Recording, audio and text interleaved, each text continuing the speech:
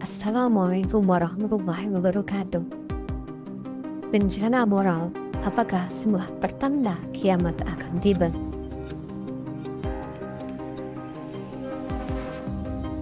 Manusia merasa khawatir bila dilanda bencana yang berdampak pada kerugian harta benda.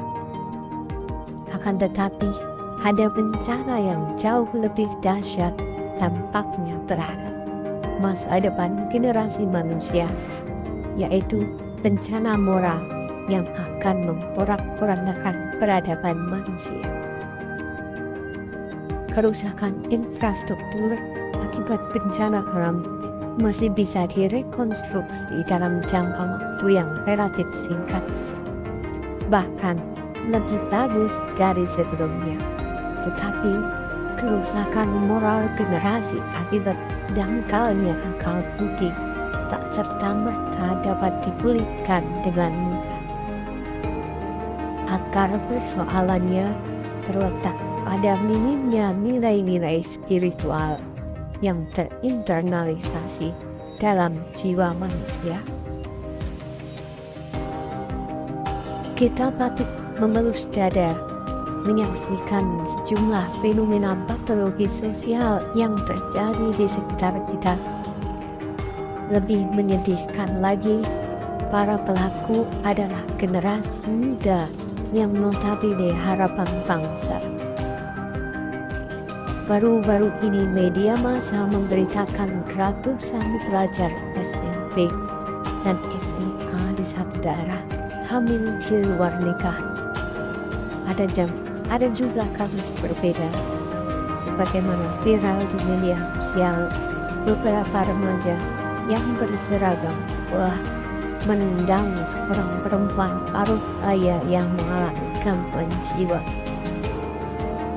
Belum lagi perilaku lesbian, gay, biseksual, dan transgender atau LGBT yang sangat meresahkan. Kasus-kasus semacam ini menjadi tamparan keras bagi kita semua untuk memberi perhatian lebih dalam penguatan paham agama kepada para remaja. Kemudahan akses teknologi informasi selain berdampak positif di satu sisi, juga mengakibatkan efek negatif di sisi lain. Jika salah jalan dalam penggunaan teknologi, maka itu akan berakibat pada degradasi moral penerus bangsa. Penyakit sosial yang melanda generasi umat tidak bisa dibiarkan begitu saja tanpa penanganan serius. Ia harus diobati sedini mungkin agar tidak menjadi kronis dan berdampak lebih luas. Pendidikan yang baik dalam keluarga menjadi tameng kokoh untuk menjaga anak keturunan dari perilaku yang menyimpang. Orang tua berkewajiban untuk menjaga keluarganya dari berbagai hal yang mendatangkan kemurkaan Allah. Sebagaimana firman-Nya, "Hai orang-orang yang beriman, peliharalah dirimu dan keluargamu dari api neraka yang bahan bakarnya adalah manusia dan batu." Menjaganya malaikat-malaikat yang keras dan tidak mendurhakai Allah terhadap apa yang diperintahkannya kepada mereka dan selalu mengerjakan apa yang diperintahkan. Quran Surat At-Tamrin ayat 6. Salah pergaulan menjadi pintu terjadinya dekadensi moral. Lazimnya, para pelaku kejahatan atau pelanggaran terhadap aturan negara dan agama tidak sendirian dalam menjalankan aksinya. Hal ini bisa kita lihat ketika pihak terkait wajib melakukan operasi penertiban penyakit masyarakat. Biasanya yang terjaring bukan hanya satu orang, tapi kadang dalam jumlah yang relatif banyak. Rasulullah mengingatkan kita dalam sabda beliau, seseorang di atas agama sahabatnya, hendaknya salah seorang dari kalian melihat siapa yang hendak dia jadikan sahabat. Bila kita antisipatif terhadap kemungkinan terjadinya bencana alam, demikian juga seharusnya lebih sigap dalam mitigasi bencana moral.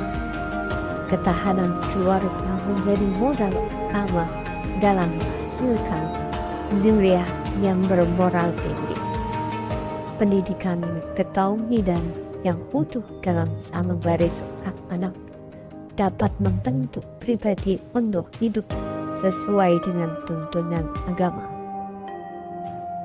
Wasiat Nabi Yakub kepada anak-anaknya menjelang beliau wafat patut dijadikan teladan dalam penanaman tauhid kepada generasi. Nabi Yakub tidak khawatir terhadap urusan dunia anak keturunannya sepeninggal beliau. Akan tetapi yang beliau khawatirkan adalah bila tauhid lepas dari hati dan keturunannya. Hal ini diabadikan oleh Allah dalam Al-Quran surat Al-Baqarah ayat 133 yang berbunyi, apakah kamu hadir menjadi saksi menjelang kematian Yakub ketika dia berkata kepada anak-anaknya, apa yang kamu sembah peninggalku? Mereka menjawab, kami akan menyembah Tuhanmu dan Tuhan nenek moyangmu, Ibrahim, Ismail dan Ishak, yaitu Tuhan yang Maha Esa, dan hanya kepadanya kami berserah diri. Demikian video ini, semoga bermanfaat. Wassalamualaikum warahmatullahi wabarakatuh.